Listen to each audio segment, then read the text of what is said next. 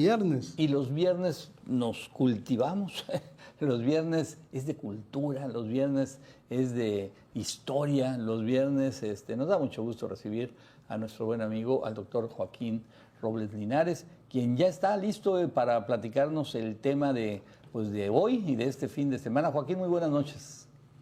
Muy buenas noches, Hilario, Víctor. Encantado de estar otra vez aquí en este espacio nuestro que es entre todos y Sí, en este señor. pequeño lugar para hablar un poco de la historia, de la cultura, en fin, de lo que nos ha dado identidad. Y mira, hoy traigo un tema que creo que es importante porque es uno de los grandes, pero de verdad, grandes personajes de la historia de Sonora y de México. Estoy hablando de don Ramón Corral Verdugo. Un personaje que nace en Álamos, en una hacienda de las Mercedes, se llamaba en 1854, aquí lo tenemos, un hombre que marcó época, marcó tiempos, marcó rutas políticas y también fue, yo creo, desde mi punto de vista, desde el aspecto político, el primer sonorense de proyección nacional. ¿Por qué? Bueno, hay que entender que Ramón Corral nace en una época donde las convulsiones políticas en México estaban vivas, un siglo XIX caótico, muy problemático y además muy alejado, en Álamos, muy alejado del centro del país. Ramón Corral, un hombre también de una inteligencia natural, inmediatamente empezó a escribir, a diario en los periódicos La Voz de Álamos o El Fantasma, así se llama. Había muchos periódicos con nombres curiosos, o sea, es algo que hoy se ha perdido, pero en la época había nombres así, pues que llamativos, pero desde ahí adquiere relevancia como periodista. Sus textos siempre lo vincularon precisamente a las luchas nacionalistas, pero también liberales.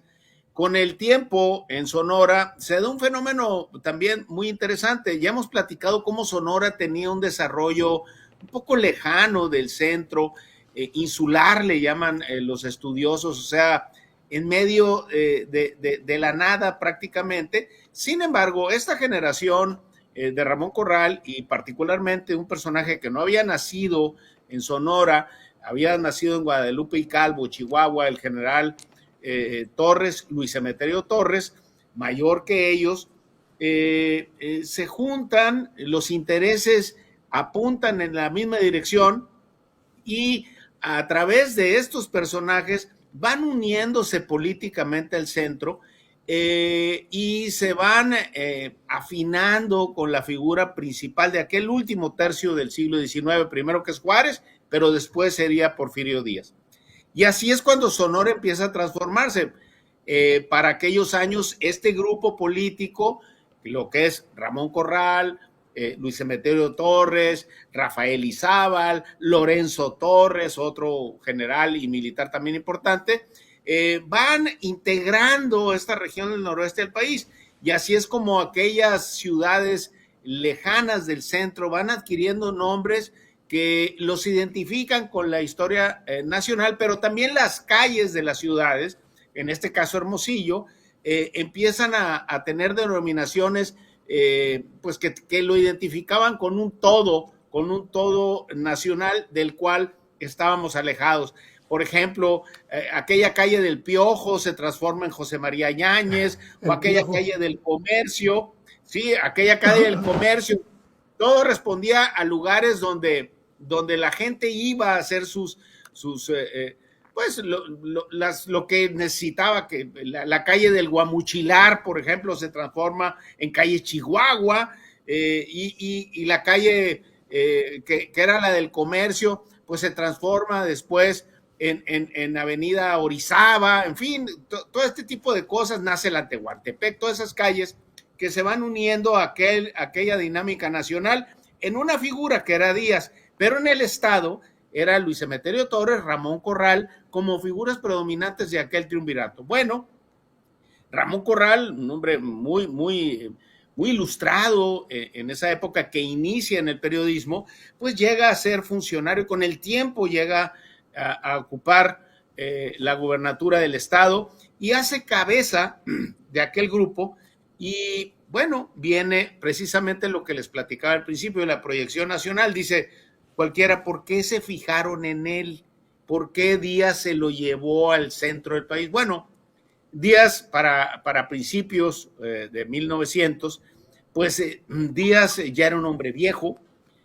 Su grupo político se había viciado al interior, había habido conflictos y empezaban a disputarle aquel poder.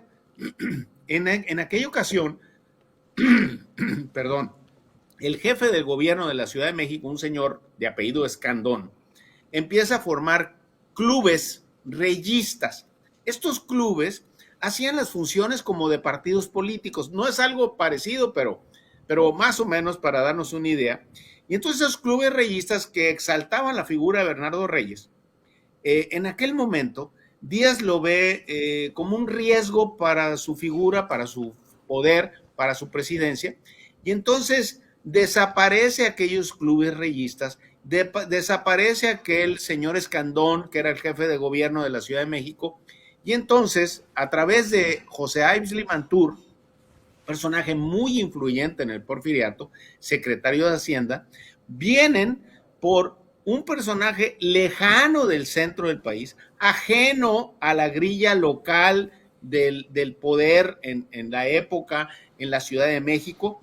Y entonces aquel gobernador de Sonora, aquel político prominente de aquel grupo tan alejado del centro, se lo llevan a la Ciudad de México y lo hacen jefe de gobierno de la ciudad, con una característica en la cual Díaz pues enseña su colmillo. Jamás un personaje como Ramón Corral, venido de tan lejos, sin pertenencia al grupo político del centro del país, pues le iba a disputar nada a Díaz. Al contrario, le aportaba, no le restaba. Y es así como Ramón Corral se incorpora a las grandes ligas políticas de la época y después de ser jefe de gobierno, llegará a ser secretario de gobernación, tendrá una influencia enorme al interior del gabinete y del proyecto político de Díaz y llegará a la vicepresidencia de la República. Por eso hablo que es el sonorense que tiene el primer sonorense con una proyección nacional monumental.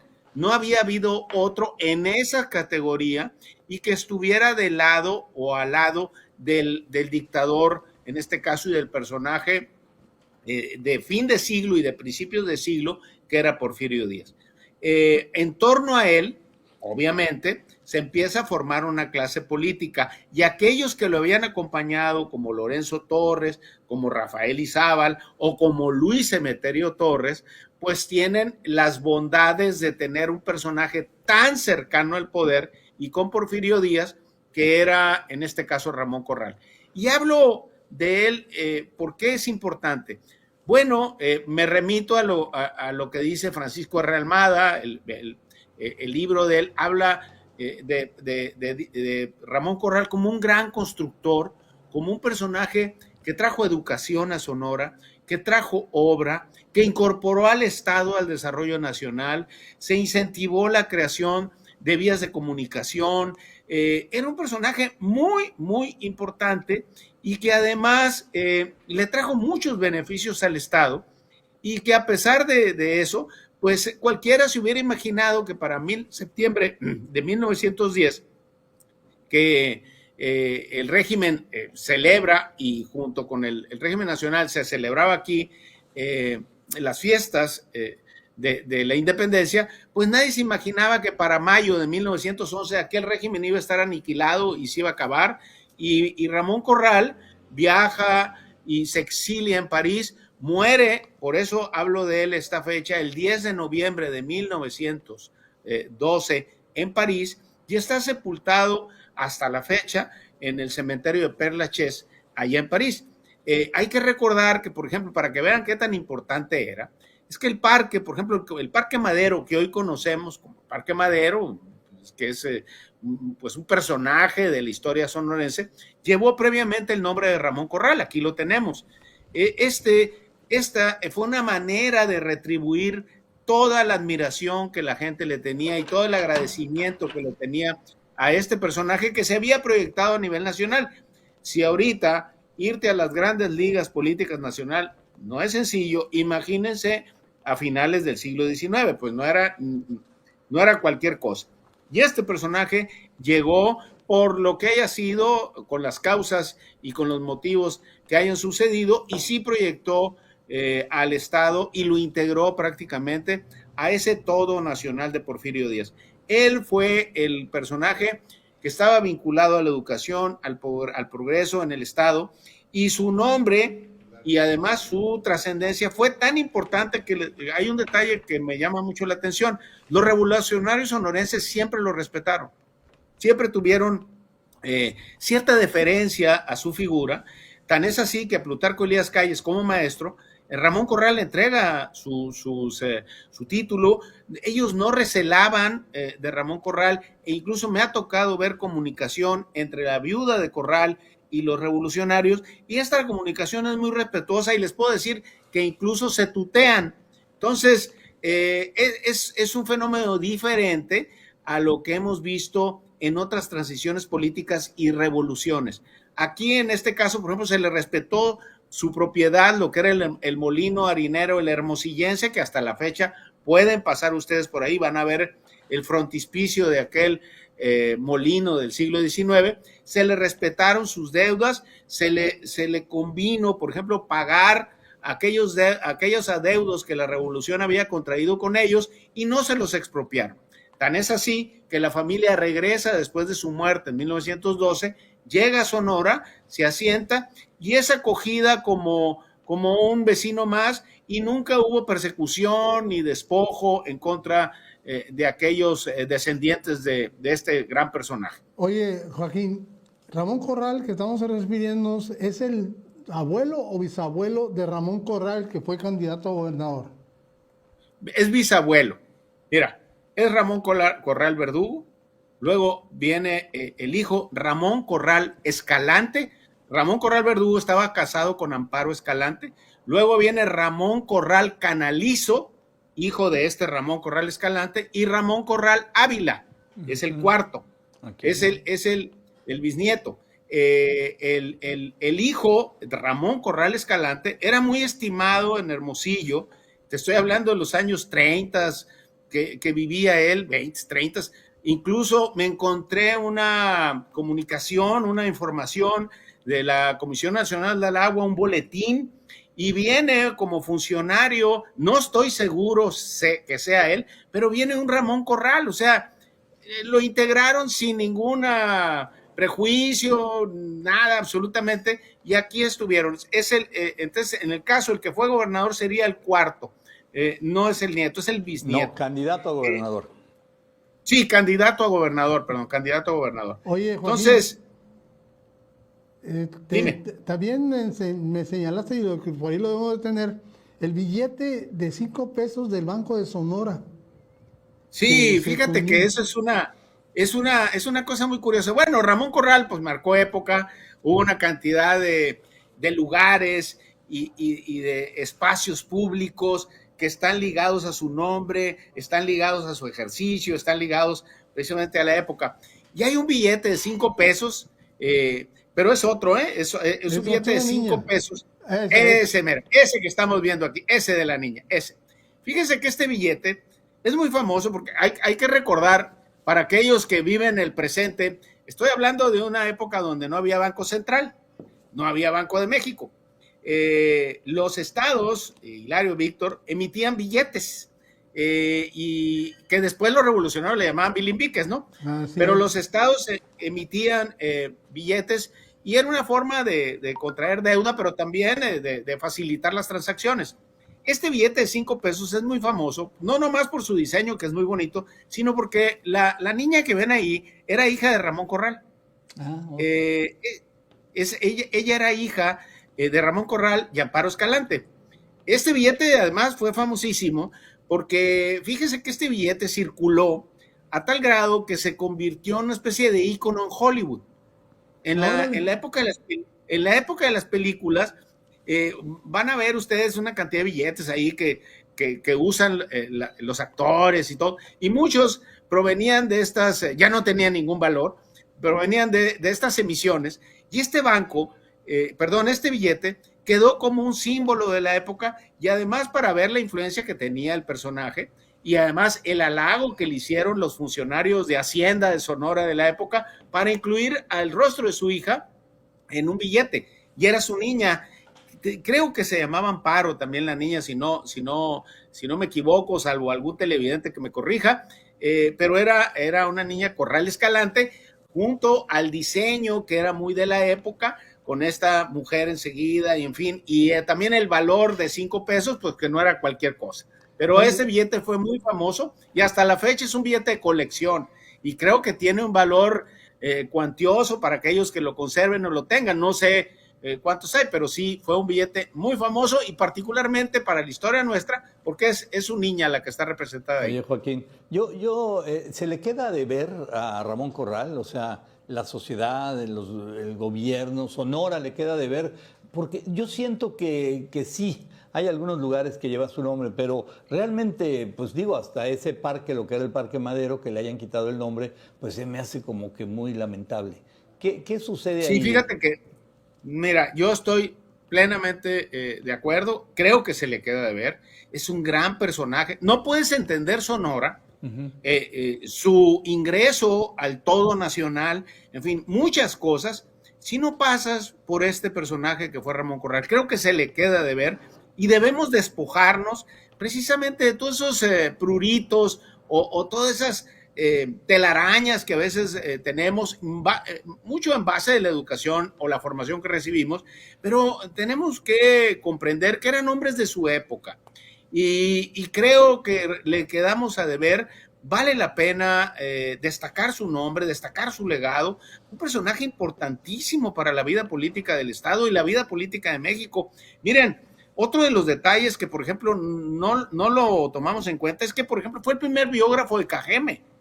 Él le hace una entrevista al indio Cajeme después de una guerra muy cruenta en el Yaqui, y él lo describe con tal admiración y además con muy buena pluma de lo que era el personaje, cuáles eran sus aspiraciones y cuál era su lucha. Entonces te da una idea de, en primer lugar, del momento histórico que se vivía. Dos, que no había una especie de prejuicios en torno al personaje, y creo que Ramón Corral, en estas primeras letras que se escriben sobre este personaje, lo engrandece a pesar de que estaba en la cárcel, y se da cuenta de las aspiraciones que tenía aquel personaje y de su compromiso que tenía con la etnia a la que pertenecía. Por eso creo que le debemos a la memoria de Sonora, y creo que se merece un lugar importante, más allá de lo que haya sucedido antes y después de la revolución. Y tan es así que yo, como te digo, he visto comunicación entre ellos, y no hay ninguna crítica de los revolucionarios sonorenses, estoy hablando, sonorenses, hacia el personaje, hacia sus deudos, hacia su familia, todo lo contrario. Y menos si uno llega y lee los testimonios de la época, cómo mencionan con el afecto que mencionaban precisamente los descendientes de este gobernador. Hay muchas anécdotas de él, y creo que sí le debemos algo. Eso es. Joaquín, pues muchísimas gracias. Posiblemente lo hayan hecho un ladito por su relación con el dictador o con Porfirio Díaz, o sea, posiblemente. Sí, por supuesto. Algo de ello. Muy bien. Sí, Jorge. Claro, y mira, en política, pues como todo, tiene que ver muchas veces la preferencia, el momento político y el uso político de los personajes históricos. Eso. Entonces, creo que ya hemos pasado eso. Hay que entender a los personajes en su momento, en su circunstancia, claro. Y también en su tiempo. Verlo desde ahorita, pues es muy fácil, ¿no? Hay que situarse en la época. Nada más para despedirnos, mandarle un saludo a Alberto Gutiérrez, ya está en su casa, está muy bien, está excelente, muy bien atendido, muy bien cuidado, salió de la cirugía exitosamente, y bueno, próximo a incorporarse a la vida diaria y a la vida común de todos nosotros. A la grilla, a la grilla. Fíjate que, A la grilla. la semana pasada, terminando el comentario, Joaquín, el noticiero, Hilario y yo dijimos, el saludo, Alberto. Bueno, qué bueno que salió bien, qué bueno que ya está reincorporándose y que pues Durín lo tengamos muchísimos años aquí. Así es, gracias a Dios, así va a ser. Gracias, Joaquín, buenas noches. No, hombre, buenas noches, un abrazo a todos. Igualmente. El doctor Joaquín Robles Linares, nuestro historiador, que nos platica la historia así como si fuera algo ameno. Como lo que es, algo muy ameno y muy sabroso.